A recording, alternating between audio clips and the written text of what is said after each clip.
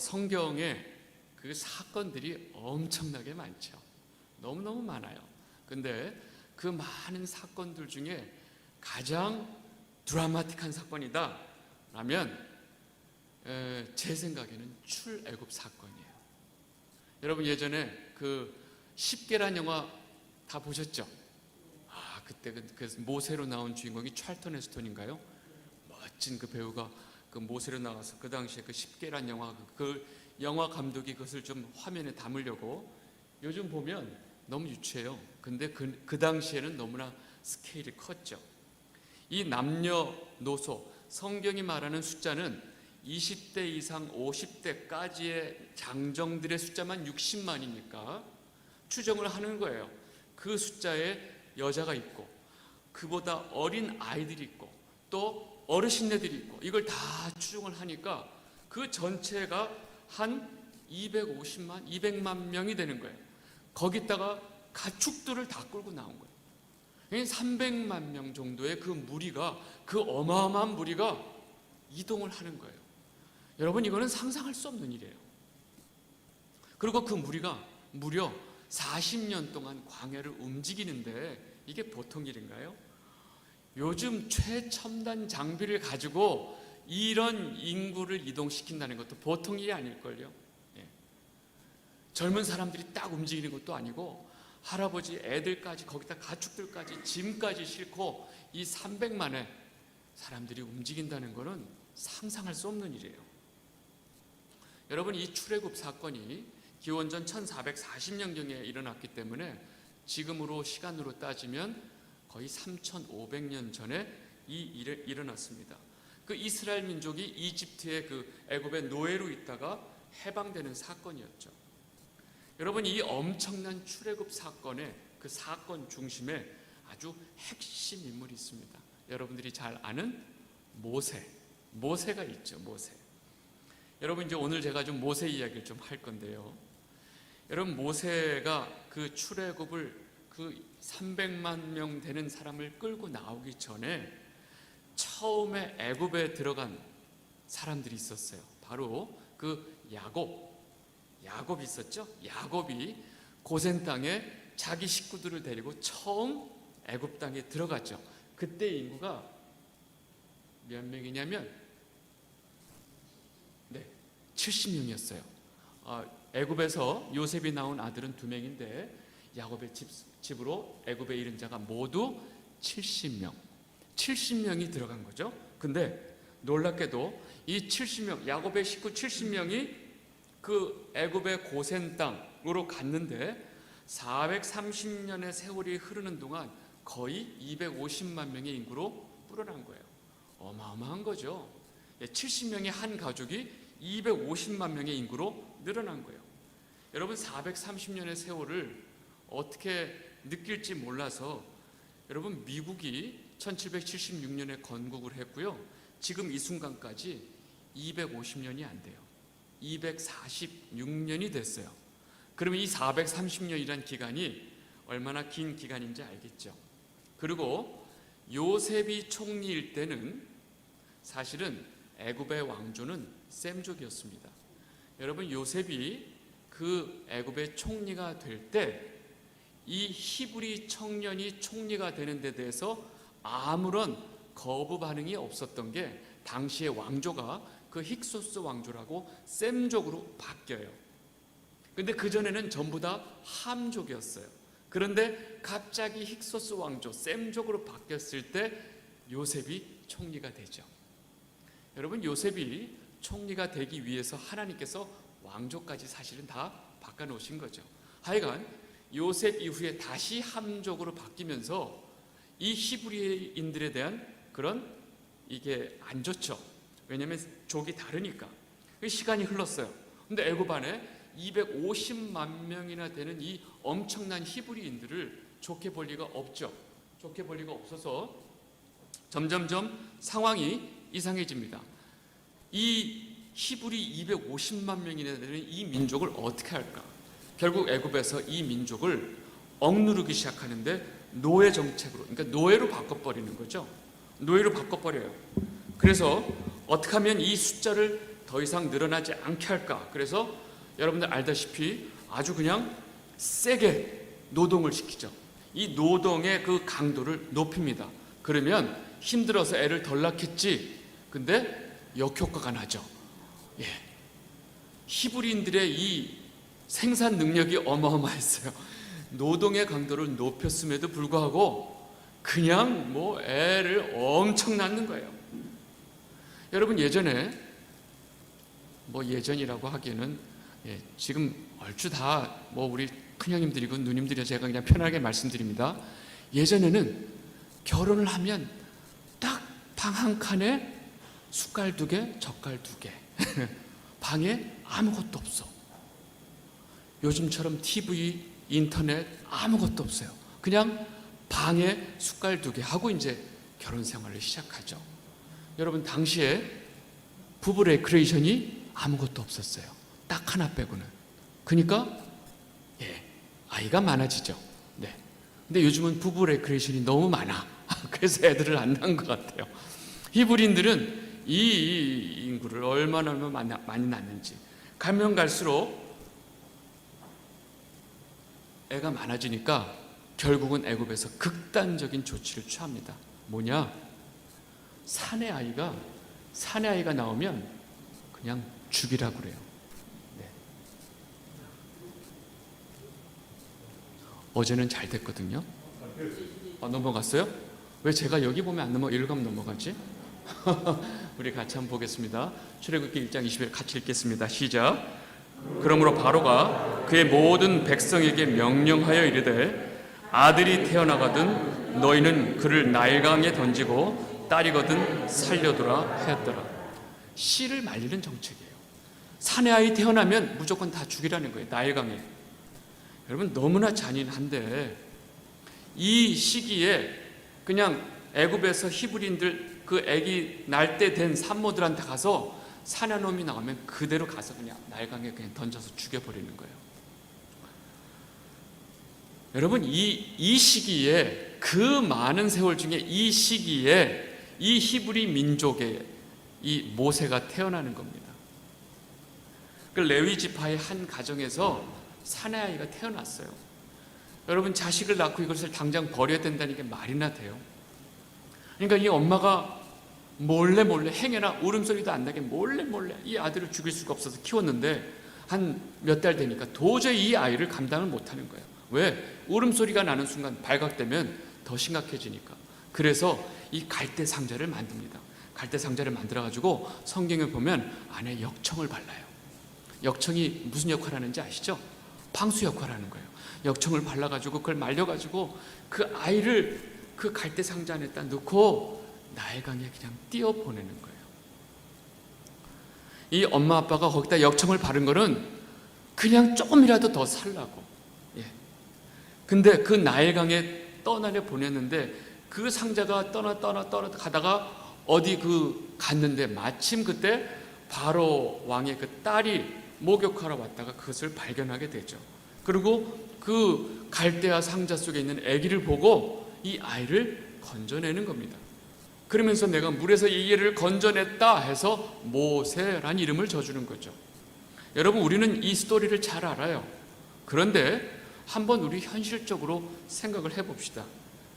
아기를 그 상자에다 넣고 강물에 띄어보내면 이 아이가 살 가능성이 몇 프로나 될까요? 없어요. 제로. 살 가능성이 완전히 없다고요. 그 살 가망성이 아무도 없고 행여나 다른 사람이 건져도 죽이게 돼 있어요. 누가 건져도 죽이게 돼 있다고요. 근데 그 히브리 남자아이라는 걸 알면서도 죽이질 않을 수 있는 권세가 있는 바로의 딸이 그 순간에 모세를 건진 거예요.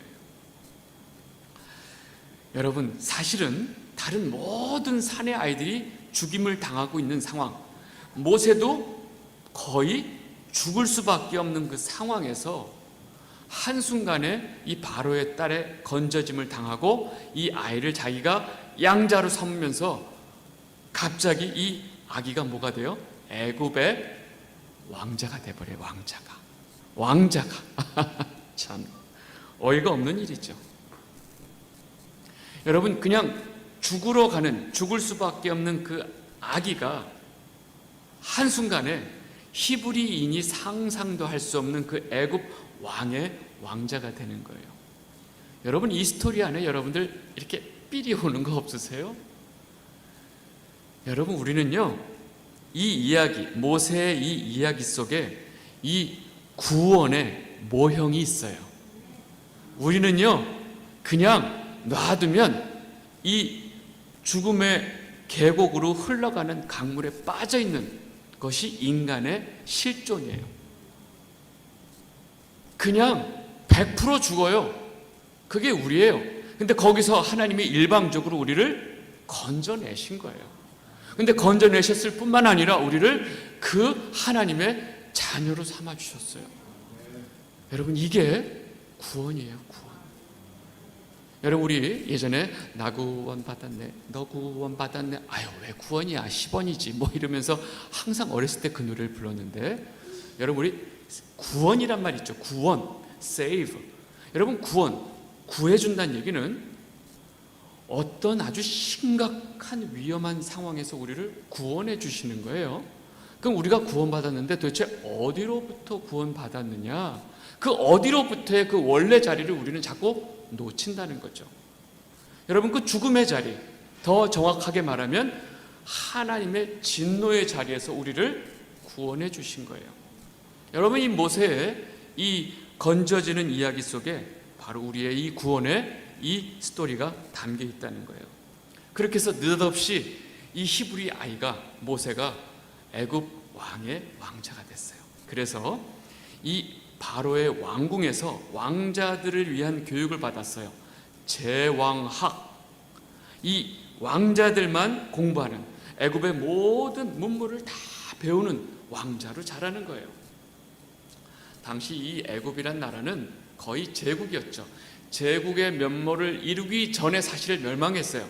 근데 이 역사학자들이 다른 제국을, 이 애굽을 제국으로 볼 거냐 하는 그런 견해가 있는데, 사실은 우리가 알다시피 그 홍해 사건 때문에 엄청난 병력 손실이 생기면서 제국의 면모를 갖추다가 중간에 사실은 망했죠. 근데 거의 당시에 패권국이었으니까 어마어마한 나라였어요. 그 애굽에서 이 모세는 왕자로 자라는 거예요. 그래서 40세가 됐어요. 여러분, 남자 40세는 가장 혈기왕성하고 그동안 그 왕자로 자라면서 배웠던 지혜와 지식과 학식이 최고의 최고. 지금으로 따지면 완전히 그냥 뭐 끝판왕이죠. 근데 이 엄청나게 힘도 세고 혈기왕성하고 지혜와 지식이 넘쳐나는 그 모세 그 상황이 됐을 때, 40세가 됐을 때 문제가 생기죠. 자기의 어떤 히브리 족속에 대한 감각 때문에 계속 갈등하고 있을 때 애굽 관원이 그 히브리 노예 한 명을 과하게 이제 이 체벌을 하고 때리는 장면을 보고 순간 화가 나서 그냥 주먹으로 한 방을 쳤는데 그 자리에서 즉사하게 되죠. 애굽 관원이. 이게 얼마나 이 체력도 좋았단 얘기예요. 그냥 한 방에 그냥 죽여버립니다. 죽이려고 한 건 아닌데 죽었어요. 애국 관원이 한 방에 맞고. 근데 사실은 바로는 이 모세에 대해서 그 히브리 애기 때문에 사실 안 좋은 마음이 있었어요.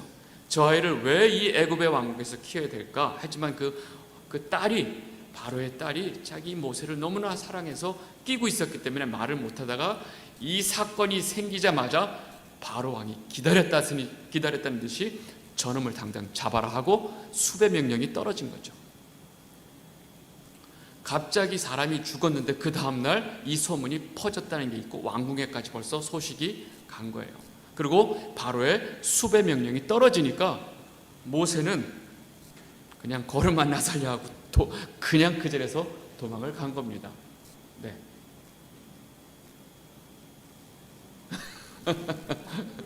아, 그래요? 네, 우리 한번 2장 15절 같이 한번 읽겠습니다. 시작. 바로가 이 일을 듣고 모세를 죽이고자 하여 찾는지라.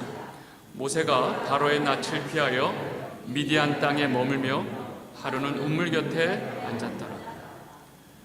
여러분, 이 바로의 칼을 피해서 도망가는 모세는요, 이 애굽 왕의 왕자였다가 하루아침에 살인자로 수배 명령이 떨어진 도망자가 되어버렸어요. 그래서 미디안 광야로 그냥 걸어만 나서려 하고 도망가는 거예요.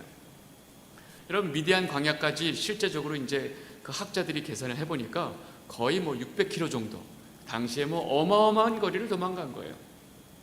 그래서 미디안 광야에서 허우적거리다가 우연히 그 양치는 여자를 만나게 되고 어떤 그 미디안 광야의 그 이드로라고 하는 제사장을 만나게 됩니다. 그리고 이제 그의 딸 그 시보라를 만나서 결혼하게 되고 게르솜 또 아들도 낳게 되고 결국은 그 이드로의 양을 치는 양치기가 되죠. 여러분, 그 화려했던 40년간의 그 화려했던 왕자의 삶이 한순간에 살인자, 도망자의 삶으로 변하면서 결국은 광야에서 양치기의 삶이 되는 겁니다. 여러분, 우리가 양치기의 삶 하면 혹시 굉장히 목가적이고 굉장히 이렇게 그 힐링이 되는 전원 생활 이렇게 생각하시면 안 돼요. 여러분, 그 당시에 이 목자의 삶이라는 것은 거의 인간 이하의 삶입니다. 그냥 양들을 데리고 풀 먹이러 나가면 몇 주는 기본이고 몇 달 동안 그냥 바깥에서 양들하고 살다가 들어와야 돼요. 여러분, 그 지역을 아시겠지만 낮에는 그 태양이 얼마나 뜨거운지 모르고 밤에는 얼마나 추운지 몰라요. 그러면서 그 모든 낮에는 더위와 싸워야 되고 밤에는 이 추위와 싸워가면서 이 양들을 돌보는 일이에요. 여러분, 그 광야에서 양 보면서 그 추운데 덜덜덜덜 떨면서 거기서 무슨 제왕학이 필요하냐고요. 애굽 그 왕실에서 배웠던 무슨 학문 기술이 뭐가 필요하냐고요. 하들짝 쓸모없는 거예요. 그냥 자기 몸을 잘 지키면서 양들을 잘 돌보는 것밖에 할 게 없었어요. 여러분, 그 갑자기 왕자가 그 광야에서 양들을 키우면서 모세는 이렇게 이 양치기의 삶을 통해서 점점 자기 자신이 깎여가는 겁니다. 여러분, 모세가 40년 동안 그 양치기를 하면서 사람하고 대화도 안 해요. 몇 달 동안을 양들만 치고 다니니까 점점 자기의 정체성을 잃어버리는 거예요. 자기가 왕자였는지조차도 잊어버리는 그런 삶이 돼버리는 겁니다. 여러분, 40년이란 세월을 모세가 이렇게 광야에서 양치기가 했는데 이 40년의 세월은 사실은 다 앞에 모든 왕자의 삶을 잃어버리기에 충분하죠. 그렇게 이제 길바닥에서 광야에서 산 지 40년이 됐을 때 모세는 완전히 자기 자신을 잃어버린 상태예요. 그 상태, 80세가 됐을 때 호렙산에서 하나님이 모세를 부르시는 거죠. 그 떨기나무에 그 하나님이 나타나셔서, 그래서 하나님이 모세에게 명령을 주십니다. 뭐라고 하시냐면, 3장 10절 같이 한번 보겠습니다. 같이 한번 읽겠습니다. 시작. 이제 내가 너를 바로에게 보내어 너에게 내 백성 이스라엘 자손을 애굽에서 인도하여 내게 하리라. 이 양치기가 돼서 80세가 돼서 자기가 누군지도 모르는 이 모세에게 하나님께서 내가 너를 바로에 보내겠다는 거예요. 그리고 내 백성을 너를 통해서 이끌어내겠다 얘기하는 거예요. 여러분, 하나님의 이 얘기를 들었을 때 모세의 반응이 어땠을까요? 아유, 왜 이제 오셨어요? 힘들었잖아. 이제 좀 나를 좀 알아보시네. 알았어요, 제가 갈게요. 나밖에 없지. 뭐 이랬어요? 예? 무슨 말씀을 하시는 겁니까? 모세가 내가 누구이기에 바로하게 가고 이스라엘 자손을 애굽에서 제가 인도해낸단 말입니까? 이거 무슨 말씀입니까? 여호와여, 저는 감당할 수가 없습니다. 그러면서 덜덜덜 떨면서 뭐라고 그러냐면, 이제 출애굽기 4장 10절 13절은 뭐라고 그러냐면, 우리 같이 읽겠습니다. 10절 시작. 모세가 여호와께 아르되, 오 주여, 나는 본래 말을 잘하지 못하는 자니이다. 주께서 주의 종에게 명령하신 후에도 역시 그러하니 나는 입이 뻣뻣하고 혀가 둔한 자니이다. 13절 모세가 이르되 오 주여 보낼 만한 자를 보내소서. 모세는 아니 제가 뭔데 저를 보내십니까? 저는 말도 못합니다. 사실 여기 읽을 때 모세가 여호와께 이르되 오 주여 나는 본래 말을 뭐 이렇게 해야 돼요. 오 주여 나는 본래 말을 잘하지 못하는 자니이다 이렇게 읽으면 안 돼요. 그렇잖아요. 오 주여 보낼 만한 자를 보내소서. 제가 혀가 둔한 사람입니다. 기겁을 하는 거죠. 하나님이 내가 보내면 가는 거지 무슨 말이 많아 그러고 이제 모세를 보내죠. 여러분 인간적으로 어떤 기대도 할 수 없는 상황에 있는 모세를 하나님께서 부르시는 겁니다. 여러분 결국 하나님이 모세를 바로에게 보내시는데 뭘 줘서 보내냐면 하나님이 그래요. 네 손에 뭐가 있냐? 양치기가 양칠 때 쓰는 지팡이가 손에 있었거든요. 지팡이니다 그러는 거예요. 그러니까 결국 여호와께서 그에게 이르시되 내 손에 있는 것이 무엇이냐 그랬더니 그가 이르되 지팡이니이다. 그러면 그걸 가지고 가라 이러는 거예요. 여러분 하나님이 이 양치기였던 이제 기운이 다 빠진 그 80세의 모세를 애굽 왕 바로에게 보내면서 어떤 특별한 능력을 주거나 뭐 좀 옷이라도 좀 빤들하게 입히거나 말이에요. 예? 돈을 주거나 맨파워를 주거나 뭔가 줘야 될 거 아니에요. 아니요. 양치고 있는 그 지팡이 들고 가라는 거예요. 하나님이 모세를 바로에게 보낼 때 너 양칠 때 쓰던 지팡이 손에 있는 거 그냥 그 상태로 가. 모세가 양치기 이때 그 복장을 그대로 자기 손에 지팡이 들고 바로에게 가는 거예요. 그냥 40년 동안 양을 치던 그 지팡이 하나 들고 바로에게 가는 거예요. 여러분 지팡이 하나를 들고 가란 얘기는 너는 이제 네 손에 있는 그 지팡이 하나 들고 나만을 의지하고 바로에게 가 이 말씀이에요. 여러분 사람에게 뭔가를 자꾸 주면 어떻게 해요? 그걸 자꾸 의지하죠. 모세에게 철저하게 모든 의지할 것들을 다 빼고 그냥 그 지팡이 하나 들고 가. 그 지팡이를 통해서 내가 일을 할 거야. 그래서 모세는 오로지 하나님 한 분만 의지하고 자기 손에 있던 지팡이를 들고 그 바로에게 가는 것입니다. 제가 목사가 됐어요. 제가 목사가 되면 제가 지휘하고 있었던 교회에서 어떤 목사로서 어떤 역할을 줄 거라고 다 예상을 했고 이제 그 담임 목사님하고 사실 얘기가 다 돼 있었어요. 왜냐하면 개인적으로 너무 친하니까. 근데 아무것도 안 해주는 거예요. 참. 그러니까 성가대원분들이 아니 우리가 지휘자님이라고 불러야 돼요? 목사님이라고 불러야 돼요? 지휘자 목사님이라고 불러야 돼요?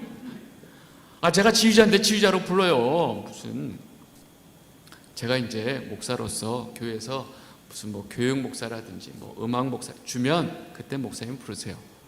근데 안 줘. 너무 개인적으로 친하고 이렇게 목사님 안수 받고 이렇게 하시면 교회에서 이렇게 같이 사역하기로 다 했는데 저한테 아무런 역할을 못 주는 거예요. 2년을 아무 말 안 하고 기다렸는데 아무것도 저한테 안 줘요. 그래서 뭐야 이거 어이가 없네. 그러고 있다가 2년 있다가 제가 성가대원분들한테 저의 30년 지휘자 인생 이제 은퇴할랍니다. 저 이제 지휘자 그만두고 저는 이제 목사로서 살겠습니다. 그러니까 제가 어디 다른 큰 교회로 뭐 부목사로 가나 뭐 어디로 가나 이렇게 막 얘기가 돌았어요. 그렇게 간다고 확신을 한 것 같아요. 근데 저는 아무것도 없었어요. 계속 지휘는 할 수가 없겠더라고요. 그래서 그냥 지휘자 인생을 은퇴를 하고 교회에다가 그만둔다고 그 말 탁 뒀어요. 근데 아무것도 없었어요. 사람이 있길래 뭐 돈이 있길래 아니 목사로서 뭘 하려면 뭐 어디가 뭐 해야 될 거 아니에요. 하나님이 제게 네 손에 뭐가 있느냐? 핸드폰밖에 없습니다. 말씀을 전하거라. 어디 가서 전해요? 여러분 요즘 유튜브 좀 알죠? 예전에 유튜브가 뭔지 다 몰라요. 아니 어디 가서 제가 말을 전하냐고요. 사람도 없고 장소도 없고 돈도 없고 제가 지금 저를 목사인지 아는 사람도 없는데 어디 가서 말씀을 전해요? 미치겠네. 교회는 그만뒀어요. 내 마음을 주시는 거예요. 유튜브? 너무 웃긴데? 여기다가 말씀을 전해? 이게 너무 웃긴데? 그리고 솔직히 말하면 쪽팔렸어요. 요즘은 그냥 그러려니 하지만 저 때는 코로나 전이기 때문에 그 생각을 하는 것 자체가 너무 부끄러웠어요. 그리고 이렇게 목회를 시작하려고 이 마누라가 어떻게 생각할까? 내가 그렇게 공부하는 거 참고 여기까지 왔는데 기껏 전화기 놓고 거기다 설교하려고 지금 이제까지 왔냐고 그러니까 그런 얘기 할 것 같아서 제가 너무너무 마음도 안 좋고 너무 힘들었어요. 사실은 좀 표현이 그런데 좀 마음이 너무 안 좋으니까 콱 대가리 쳐박고 그냥 막 이런 마음도 들고 너무 어려웠어요. 근데 하나님 마음을 너무 강하게 주니까 방법이 없더라고요. 그래서 제가 2019년도 1월 달에 처음 카메라를 켜고 처음 이제 설교를 준비해서 하는데 한마디 하고 끊어지고 한마디 하고 끊어지고 한마디 하고 끊어지고 못 하겠는 거예요. 여러분 카메라 놓고 한 5분 동안 무슨 뭐 하나 찍어 보세요. 안 돼요. 그리고 제가 그때 첫 설교를 보면 얼굴이 다 찌그러져 있는 것 같아. 몸도 마음도 여러 가지 상황이. 근데 어쨌든 하나님이 하라고 하니까 거기다 대고 매주마다 설교를 준비해서 여러분 은혜가 뭔지 압니까? 여러분 우리가 사랑이 뭔지 압니까? 기도가 뭔지 압니까? 은혜가 이제 슬슬 한 주 두 주 지나면서 슬슬 목소리에 기운도 들어가고 어느 날 한 5월 달 정도 됐어요. 근데 저희 아내가 잘하는데 잘하는데 앞에 사람들이 있는 것 같아. 어느 날서부터 제 상상 속에 앞에 많은 성도들이 있다 생각을 하고 전하기 시작했죠. 1년 동안 뭐 늘어났겠어요? 50명, 60명 근데 시간이 흘러서 보니까 저는 혼자서 방구석에다가 카메라 하나 켜놓고 말씀을 전한다고 있는데 그 영상을 전국에서 보고 전 세계에서 그 말씀을 보는 거예요. 그거를 한순간 제가 너무너무 놀랐어요. 제가 돈이 좀 있어가지고 저기 이 상가 2층이라도 하나 얻어가지고 이렇게 좀 이렇게 해가지고 몇 사람 모아놓고 제가 떠들었다 한들 그게 되겠어요?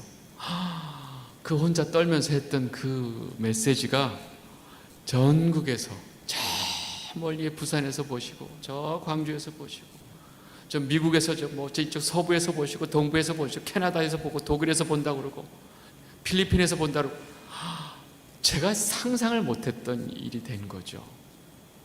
저는 그때 정말 하나님이 해도 너무 쪽팔리게 뭐야 이게 그리고 그냥 이 핸드폰 하나 놓고 말씀을 전했는데 그 말씀을 그렇게 전하실 줄 제가 몰랐죠. 여러분 내가 아무것도 할 수 없다고 느낄 때가 하나님이 여러분들을 사용하실 때예요. 내가 이 나이에 내가 뭘 해? 그때가 적기예요. 하나님이 그때 가장 사용하기 좋아요. 여러분 모세에게 이 지팡이라는 것은 사실 엄밀히 말하면 자랑스러운 게 아니에요. 어떻게 보면 자신의 이 도망자의 삶의 상징이고 자신의 부끄러움의 상징이 바로 이 지팡이라는 거죠. 근데 하나님이 이 지팡이 하나 들고 가라는 거예요. 자기 인생에서 가장 던져버리고 싶은 게 이 지팡이였을 거예요. 여러분 저는 성경에 안 나와 있지만 모세가 처음 양들을 끌고 그 광야에 나갔을 때 그 모든 게 그 애굽의 왕궁에서의 삶이 익숙해져 있고, 자기 현실은 막대기 하나 들고 지금 양들을 쳐야 되는 그 현실 속에서 몇 번은 목을 매달까 고민하지 않았을까? 했을 거예요. 근데 내가 죽을 수 없지. 왜냐면 목 매달 데가 없으니까 이 광야에서. 그러면서 하루하루 버티다가 40년이 된 거죠.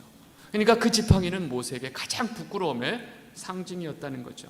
근데 그거를 들고 지금 그 당시에 최고의 왕 바로에게 가라 그러는 거예요. 여러분, 모든 사람들은, 제가 여기서 모든 사람들은 세상 사람들 얘기하는 게 아니라 이 새사람 교회, 우리 성도들 모든 사람들은요, 이렇게 자기 삶에서 던져버리고 싶은 각자의 지팡이들이 있습니다. 여러분들은 어떤 지팡이를 가지고 계세요? 저 인간만 없으면 내 인생이, 저 문제만 없으면 내 인생이, 아이고 내가 이 문제만 없으면 내 삶이 좀 나아질 텐데, 난 이것 때문에 내 인생 그냥 너무 힘들어. 혹은 또 과거에 부끄러운 과거들을 가지고, 씻을 수 없는 죄들을 가지고 누구에게나 숨기고 싶은 그런 것들이 다 있어요. 모든 사람들이 모든 사람한테 보여주고 싶지 않은 약점이 다 있다는 거죠. 여러분, 그게 바로 모세에게는 지팡이였어요. 여러분, 여기서 우리가 알아야 될 게 있어요. 여기서 제일 중요한 건 우리 인생에 있어서도 우리가 가장 던져버리고 싶고 가장 없어졌으면 좋겠다고 하는 그 지팡이가 하나님께서 우리를 하나님의 사람으로 지어가실 때 사용하는 도구라는 사실입니다. 그 지팡이가. 그래서 사실은 우리 삶에서 내가 가장 던져버리고 싶은 그 지팡이가 결국 우리에게 가장 축복이고 우리에게 은혜가 된다는 것입니다. 여러분, 이게 너무나 중요한 거예요. 그거를 깨닫는 순간에 내가 던져버리고 싶었고 내 인생에서 지워버리고 싶었던 그것이 가장 나를 하나님 앞에 온전하게 하는 도구였다는 것을 알게 되는 거죠. 네. 이 시점에서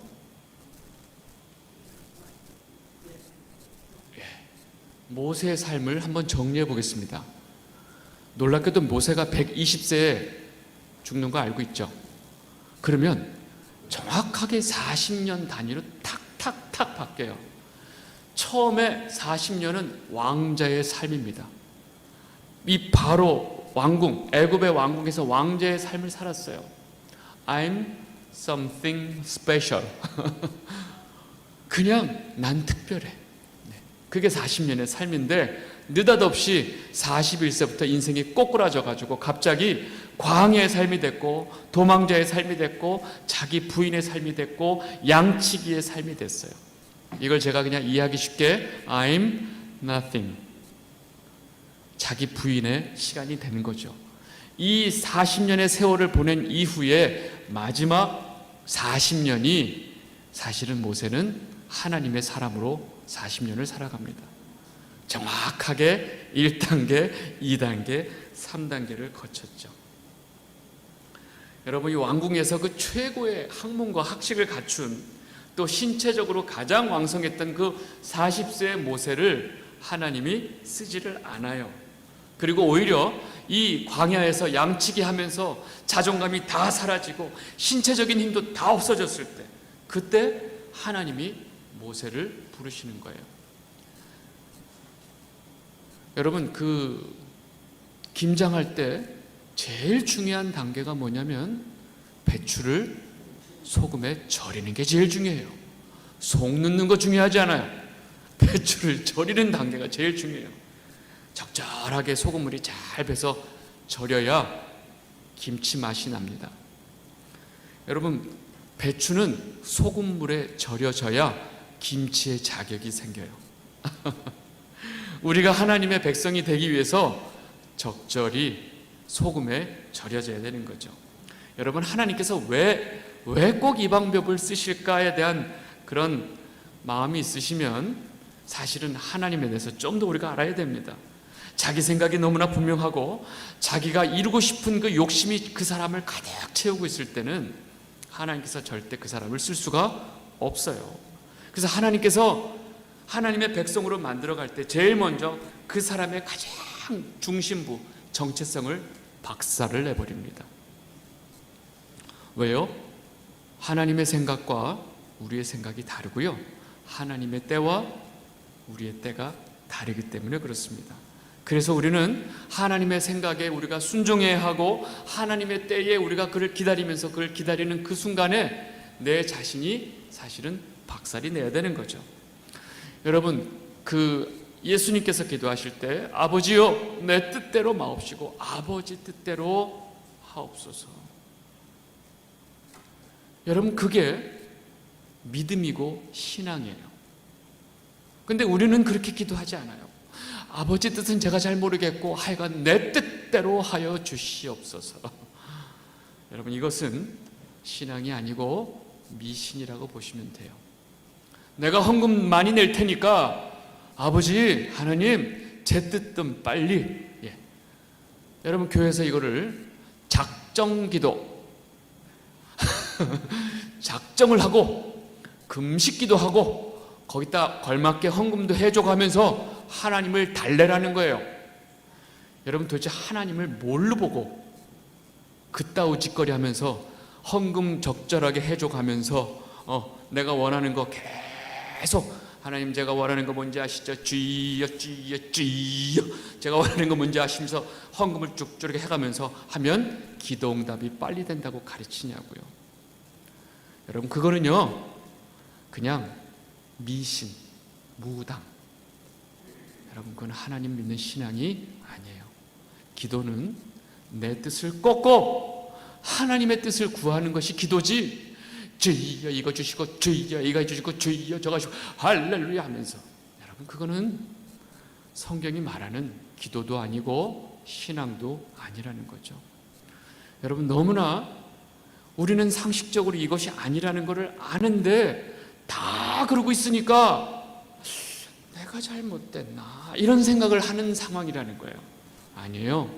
모든 기준은 하나님 말씀의 기준을 가지고 우리의 신앙에 뿌리가 있어야 됩니다. 제가 하는 얘기는 다 하나님 말씀에 근거해서 말씀을 드리고 있어요. 여러분, 그래서 이 모세가 겪었던 이 3단계의 삶, 1단계, 2단계, 3단계, 사실은 이게 모든 성도들이 겪는 삶이에요. 여러분, 저도 1단계가 거의 많았죠. 저 엄청나게 잘난 척하는 인간이었어요. 아니, 그렇게 잘난 척하진 않아요. 속으로 은근히 하나님 앞에, 하나님, 저같이 헌신적인 사람이 있어요? 없죠? 여러분, 굉장히 교만했어요. 저는요, 어렸을 때 어떤 분이, 집사님이 저한테 딱 얘기했어요. 병우가 교회 봉사 많이 해야 하나님이 축복을 주셔. 그래야 잘 살아. 근데 그 어린 제 마음에 그 말이 빡 박혀버렸어요. 그래서 내가 잘 살려면 뭘 해야 되느냐? 교회 봉사 많이 하고, 제가 중학교 고등학교 때부터 성가대하고 뭐 대학교 가니까 뭐 토요일날 가서 뭐 주일학교 하고 또 주일날 아침 가서 주일학교 하고 성가대하고 오후 뭐 예배하고, 그냥 거의 교회에서 사는 거예요. 왜요? 잘 살려고. 그렇게 교회 봉사, 예전에 교회 봉사 성가대 주일학교 뭐 다 그거잖아요. 그 열심히 하면 하나님이 복 주시고 잘 산다고 저는 그렇게 알았기 때문에 열심히 했어요. 제가 대학교 때 맨날 혼자 교회에서 왔다 갔다 하니까, 쟤는 참 믿음이 좋아. 쟤 신앙이 좋아. 그런데 어느 날 하나님이 저를 박살을 내더라고요. 제가 이렇게 열심히 살았으니까 이제 저한테 축복만 주시면 돼요 하고 기다리고 있는데, 축복은커녕 제 인상을 완전히 꼬꾸라뜨려 놓더라고요. 그렇게 하니까 이 안에 본능이 드러나는데, 지금 저한테 왜 이러시는 거예요? 지금 이 하나님 지금 저한테 이게 왜 막 손가락질도 올라가고 막 하늘 대고 막 쌍시옷도 나오고 저의 본성이 다 나오는 거예요. 그러면서 알았죠. 제 안에 온갖 더러운 것들이 가득 있고 제 안에 교만, 아주 더러운 위선들, 죄악들이 다 있다는 것을 그때 알았죠. 와! 여러분, 저는 교회에서요 굉장히 인자하신 분 같지만 이게 속 안에 꼬라지가 있네 다 보여요. 아니, 제가 그걸 경험했잖아요. 여러분, 제가 한번 탈탈탈 털려보니까 털리기 직전에 있는 분들이 보이더라니까요. 여러분, 예를 들어서 잘 생각해 보세요. 어떤 분이 갑자기 흔히 말해서 불 받았어. 울고불고 하나님 나를 막 이제 뭔가 이렇게 은혜 아주 충만해요. 그래가지고 제가 망나니로 살던데 이제 술도 끊고 담배도 끊고, 목사님 저는 이제 죽었습니다. 저한테 뭐든지 시키세요. 제가 교회를 위해서 뭐든지 하겠습니다. 그래요? 집사님, 그러면 우리 교회 저기 좀 힘들지만 저희 가서 좀 저거 일 좀 하세요. 네, 가서 열심히 해요. 근데 갑자기 목사님 와서 김 집사님 그거 가지 말고 저기 가서 좀, 네, 열심히 해요. 근데 갑자기 또 목사님, 김 집사님 그거 하지 말고 저거 해요. 그러면 한 3번째 갑자기 휙휙 돌리면 뭐든지 저는 죽었습니다 하다가 3번째 되면 딱 나를 뭘로 보고 지금 이제 딱 올라오는 거예요. 그게 죽은 게 아니죠. 기절한 거죠. 이내 살아나는 거예요. 그 안에 본성이 날 뭘로 보고 지금 이렇게. 여러분, 1단계에 있는 분들이 사실은 교회에 많이 있으면 안 돼요. 여러분들, 하나님께서는 저 1단계에 있는 사람들을 아주 박살을 내서 그 안에 위선들, 그 안에 죄악들을 다 끄집어내놓고 내가 얼마나 더러운 죄인인가를 다 깨닫게 해주시고, 그리고 그 사람이 그냥 하나님 앞에 납작 엎드리게 하는 거예요. 여러분, 그게 예배예요. 예배에서 배가 무슨 자인지 아세요? 엎드리는 거예요. 네. 여러분, 성도라면 누구나 이 단계를 거치게 돼 있습니다. 여러분, 자기 부인의 과정이 절대적으로 필요해요. 왜요? 나는 예수님 없으면 그냥 쇳덩어리일 뿐이라는 것을 인식을 하는 거예요. 깨닫는 거예요. 그래서 애통하는 자가 복이 있나니, 하나님 어떻게 해요? 이 쇳덩어리를 어떻게 합니까? 그 애통함이 안에서 끌어나올 때 예수님이 그 애통이 있는 자가 복받은 자다라고 얘기하신 거예요. 바울이 누가 나는 이 오호라 공고한 자라, 누가 이 사망의 이 끈앞을에서 나를 끊어낼 수 있을까 하는 그 갈등이 성도 안에 없어서는 안 되는 거죠. 네. 여러분, 이 과정 속에서 하나님의 말씀이 무슨 역할을 하느냐? 히브리서 4장 12절 같이 읽겠습니다. 시작. 하나님의 말씀은 살아있고 활력이 있어 날선 검보다 예리하여 혼과 영과 및 관절과 골수를 찔러 쪼개기까지 하며 또 마음의 생각과 뜻을 판단하나니. 여러분, 하나님의 말씀이 우리를 다 쪼개버리는 거예요. 쪼개버리니까 죄덩어리가 그대로 폭로가 되는 겁니다. 여러분, 제가 여러분들 개개인한테 제가 우리 한 분 한 분께 여쭙고 싶어요. 여러분, 지금 그 모세 1단계, 2단계, 3단계 중에 몇 단계세요? 대답은 속으로 하세요. 자, 1단계 손 드세요. 제가 이런 거 안 할 테니까 속으로 해보세요. 나는 지금 어디를 가고 있나?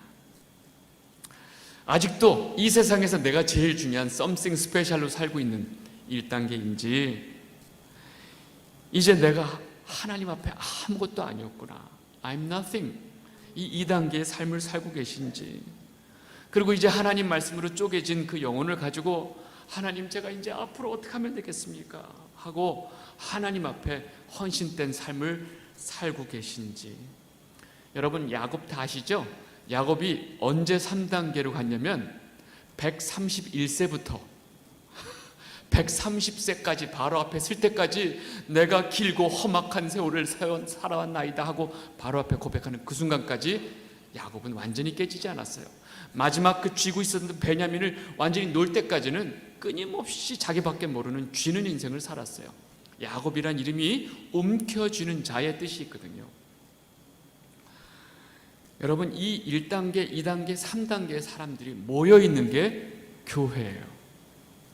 근데 사실은 이거는 제 생각이니까 요건 편안하게 들어주세요. 사실은 교회 안에 이 1단계에 있는 분들은 없을 수가 없죠.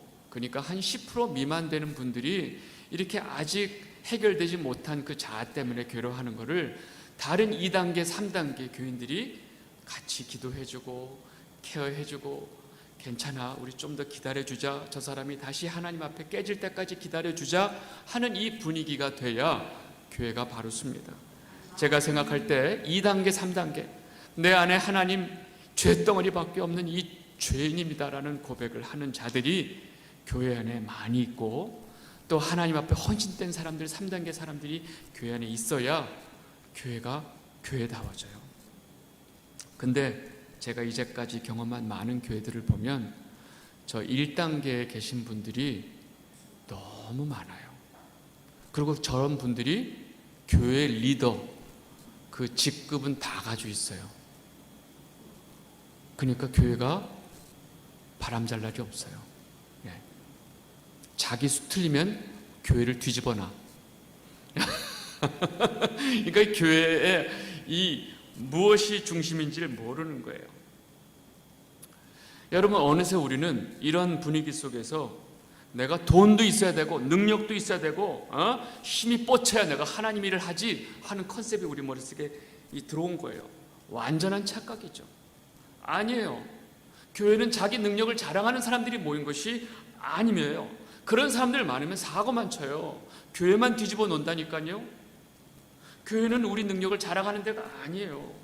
자신의 죄인됨, 자신의 불가능한 이 흙덩어리밖에 안 된다는 것을 깨닫고 하나님 앞에 넙죽 엎드리는 사람들이 교회예요. 그게 바로 성도입니다. 그들이 매주일마다 나와서 하나님 앞에 눈물을 쏟아내면서 엎드리는 거예요. 하나님, 우리 어떻게 해요? 이런데도 우리를 사랑해 주시고 또 우리를 이 자리로 인도해 주셔서 면목이 없습니다. 하나님, 눈물을 흘리면서 기도하는 그 세리와 이 창기의 기도를 하나님께서 받으세요.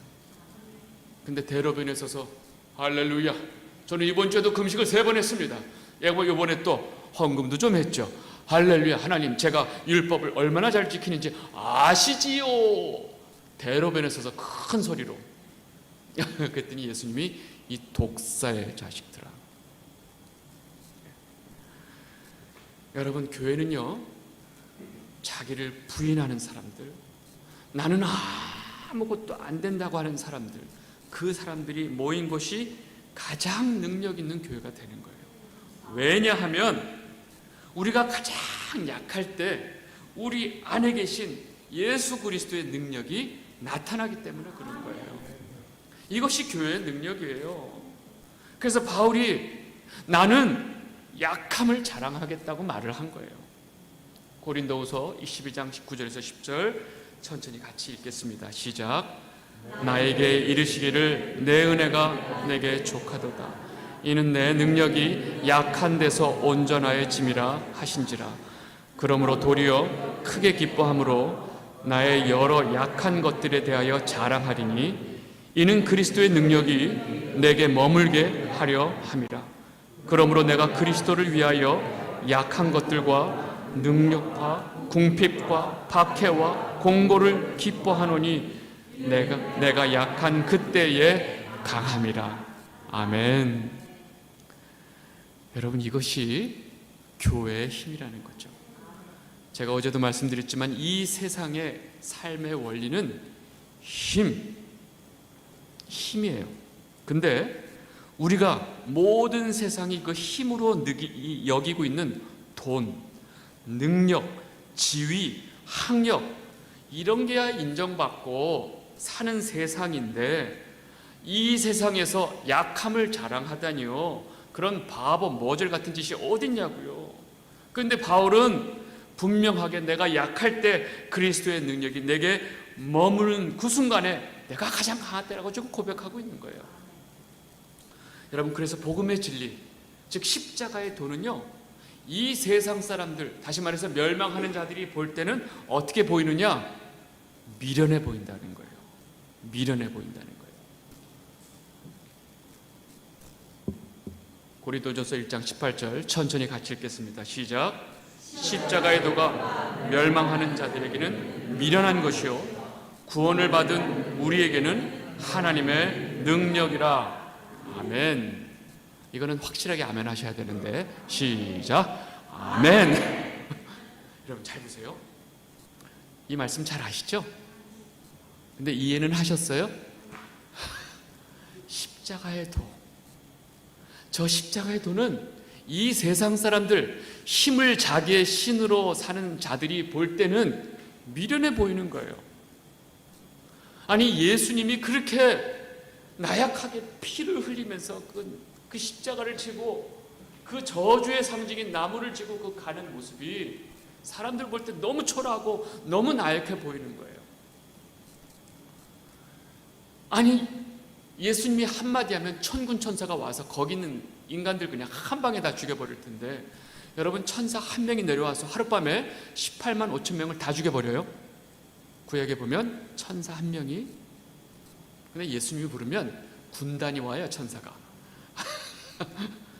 예수님이 힘이 없어서 그 미련한 인간들한테 그렇게 당하면서 피를 흘리면서 그걸 당했을까요? 근데 예수님은 힘을 안 쓰고 끝까지 하나님의 뜻을 이루기 위해서 그 일을 하셨어요. 그 미련해 보이는 십자가를 지시고 마침내 거기에 돌아가셨어요.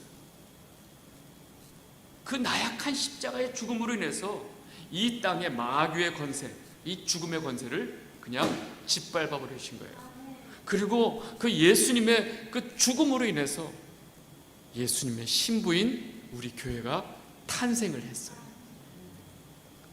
여러분, 이 진리를 알면 십자가의 도가 구원받은 우리에게는 엄청난 하나님의 능력이지만, 하나님을 모르고 예수 그리스도를 모르는 세상이 볼 때, 미련한 자들이 볼 때는, 멸망하는 자들이 볼 때는 너무나 미련하다는 거예요. 자, 그럼 여기서 잘 생각해 보세요.